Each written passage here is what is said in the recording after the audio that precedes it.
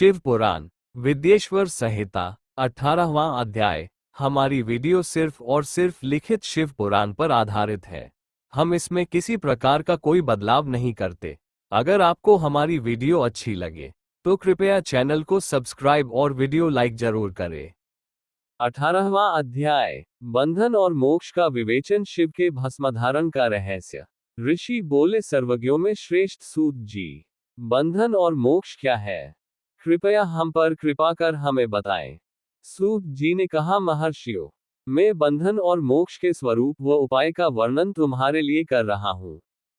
पृथ्वी के 8 बंधनों के कारण ही आत्मा की जीव संज्ञा है, अर्थात बंधनों में बंधा हुआ जीव बद्ध कहलाता है, और जो उन बंधनों से छूटा हुआ है उसे मुक्त कहते हैं।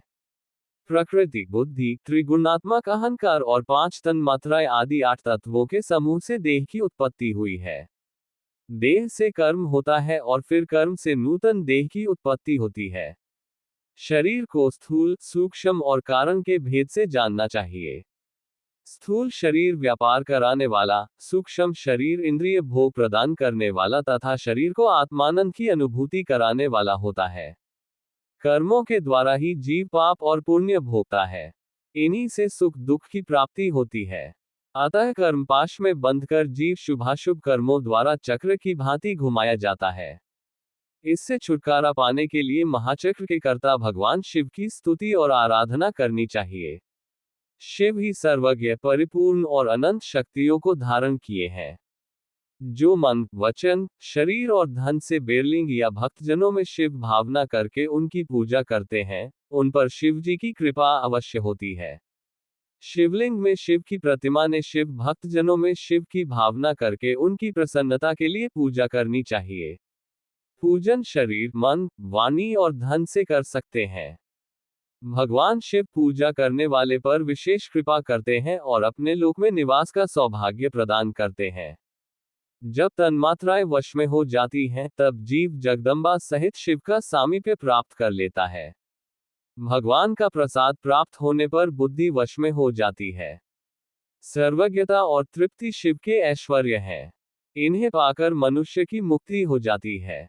इसलिए शिव का कृपा प्रसाद प्राप्त करने के लिए उन्हीं का पूजन करना चाहिए। शिव क्रिया, शिव तप, शिव मंत्र जाप, शिव ज्ञान और शिव ध्यान प्रतिदिन प्रातः से रात को सोते समय तक, जन्म से मृत्यु तक करना चाहिए एवं मंत्रों और विभिन्न पुष्पों से शिव की पूजा करनी चाहिए। ऐसा करने से भगवान शिव का लोक प्राप्त होता है। ऋषि बोले, उत्तम व्रत का पालन करने वाले सूत जी, शिवलिंग की पूजा कैसे करनी चाहिए, कृपया हमें बताएं। सूत जी ने कहा, ब्राह्मणों, सभी कामनाओं को पूर्ण करने वाले लिंग के स्वरूप का मैं तुमसे वर्णन कर रहा हूं। सूक्ष्मलिंग निष्कल होता है और स्थूल लिंग सकल। पंचाक्षर मंत्र को स्थूल लिंग कहते हैं। दोनों ही लिंग साक्षात मोक्ष देने वाले हैं। प्रकृति एवं पौरुष लिंग के रूपों के बारे में एकमात्र भगवान शिव ही जानते हैं और कोई नहीं जानता।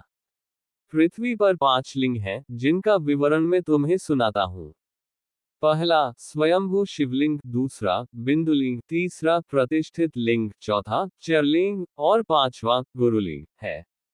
देवर्षियों की तपस्या से संतुष्ट हो उनके समीप प्रकट होने के लिए पृथ्वी के अंतर्गत बीज रूप में व्याप्त हुए भगवान शिव वृक्षों के अंकुर की भांति भूमि को भेद कर नादलिंग के रूप में व्यक्त हो जाते हैं। स्वतः प्रकट होने के कारण ही इसका नाम स्वयंभूलिंग है। इसकी आराधना करने से ज्ञान की वृद्धि होती है। सोने, चांदी, भूमि, वेदी पर हाथ से प्रणव मंत्र लिखकर भगवान शिव की प्रतिष्ठा और आह्वान करें तथा 16 उपचारों से उनकी पूजा करें। ऐसा करने से साधक को ऐश्वर्य की प्राप्ति होती है। देवताओं और ऋषियों ने आत्मसिद्धि के लिए पौरुष लिंग की स्थापना मंत्रों के उच्चारण द्वारा की है। यही प्रतिष्ठित लिंग कहलाता है। किसी ब्राह्मण अथवा राजा द्वारा मंत्रपूर्वक स्थापित किया गया लिंग भी प्रतिष्ठित लिंग कहलाता है, किंतु वह प्राकृत लिंग है। शक्तिशाली और नित्य होने वाला पौरुष लिंग तथा दुर्बल और अनित्य होने वाला प्राकृत लिंग कहलाता है। लिंग, नाभि, जीभ, हृदय और मस्तक में विराजमान आध्यात्मिक लिंग को चरलिंग कहते हैं। पर्वत को पौरुष लिंग और भूतल को विद्वान प्राकृत लिंग मानते हैं। पौरुष लिंग समस्त ऐश्वर्य को प्रदान करने वाला है। प्राकृत लिंग धन प्रदान करने वाला है। चरलिंग में सबसे प्रथम रसलिंग ब्राह्मणों को अभीष्ट वस्तु प्रदान करने वाला है। सुवर्ण लिंग वैश्यों को धन, बाणलिंग क्षत्रियों को राज्य, सुंदर लिंग शूद्रों को महाशुद्धि प्रदान करने वाला है। बचपन, जवानी और बुढ़ापे में स्फटिकमय शिवलिंग का पूजन स्त्रियों को समस्त भोग प्रदान करने वाला है। समस्त पूजा कर्म गुरु के सहयोग से करें। इष्टदेव का अभिषेक करने के पश्चात अगहनी के चावल की बनी खीर तथा नैवेद्य अर्पण करें। निवृत्त मनुष्य को सूक्ष्म लिंग का पूजन विभूति के द्वारा करना चाहिए। विभूति लोकाग्निजनित, वेदाग्निजनित और शिवाग्निजनित 3 प्रकार की होती है। लोकाग्निजनित अर्थात लौकिक भस्म को शुद्धि के लिए रखें। मिट्टी, लकड़ी और लोहे के पात्रों की धान्य, तिल, वस्त्र आदि की भस्म से शुद्धि होती है। वेदों से जनित भस्म को वैदिक कर्मों के अंत में धारण करना चाहिए। मूर्तिधारी शिव का मंत्र पढ़कर बेल की लकड़ी जलाएं। कपिला गाय के गोबर तथा शमी, पीपल, पलाश, बड़, अमलताश और बेर की लकड़ियों से अग्नि जलाएं, इसे शुद्ध भस्म माना जाता है। भगवान शिव ने अपने गले में विराजमान प्रपंच को जलाकर भस्म रूप से सारतत्व को ग्रहण किया है। उनके सारे अंग विभिन्न वस्तुओं के सार रूप हैं। भगवान शिव ने अपने माथे के तिलक में ब्रह्मा, विष्णु और रुद्र के सारतत्व को धारण किया है। सजल भस्म को धारण करके शिव जी की पूजा करने से सारा फल मिलता है। शिव मंत्र से भस्म धारण कर श्रेष्ठ आश्रमी होता है। शिव की पूजा अर्चना करने वाले को अपवित्रता और सूतक नहीं लगता। गुरु शिष्य के राजस, तामस और तमोगुण का नाश कर शिव का बोध कराता है।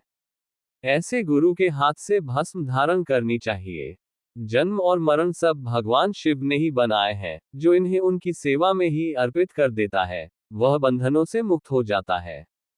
स्थूल, सूक्ष्म और कारण को वश में कर लेने से मोक्ष प्राप्त होता है। जो शिव की पूजा में तत्पर हो, मौन रहे, सत्य तथा गुणों से युक्त हो, क्रिया, जाप तप करता रहे, उसे दिव्य ऐश्वर्य की प्राप्ति होती है तथा ज्ञान का उदय होता है। शिव भक्त यथायोग्य क्रिया एवं अनुष्ठान करे तथा धन का उपयोग कर शिव स्थान में निवास करे। भगवान शिव के महात्म्य का सभी के सामने प्रचार करे। शिव मंत्र के रहस्य को उनके अलावा कोई नहीं जानता है, इसलिए शिवलिंग का नित्य पूजन करे। शिव पुराण विद्येश्वर संहिता अध्याय समाप्त। अगर आपको हमारी वीडियो अच्छी लगी हो तो कृपया चैनल को सब्सक्राइब और वीडियो लाइक जरूर करें, ताकि आप हमारे सभी वीडियो देख सके और अपने परिजनों और मित्रों को शेयर करें। धन्यवाद। राहुल पांडेय।